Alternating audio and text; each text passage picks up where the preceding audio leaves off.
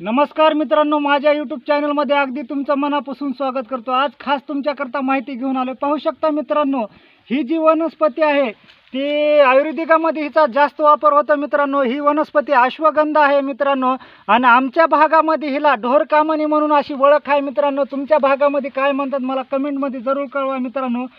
हिचा वापर जे आहे ते उष्णता शरीराची कमी करण्यासाठी चांगला येतो मित्रांनो। कारण तर हे जे पान आहेत मित्रांनो, ही कवळासाठी पण लाभदायक आहेत मित्रांनो। कवळ देखील कमी होतं मित्रांनो।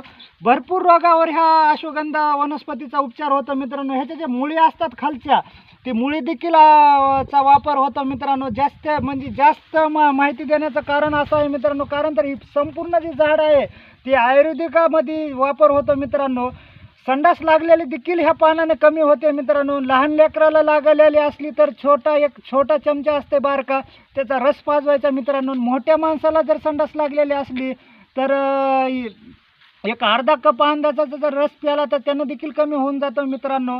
आणि उष्णता पण कमी होते, कवळ पण कमी होतं, भरपूर रोग कमी होते मित्रांनो। तुम्हाला यूट्यूब चॅनलमध्ये भरपूर जणांनी व्हिडिओ टाकलेला आहे त्याच्या माहितीच्या। मला जेवढी माहिती होती तेवढी मी तुमच्यापर्यंत देण्याचं काम केलेलं आहे। जय हिंद, जय महाराष्ट्र।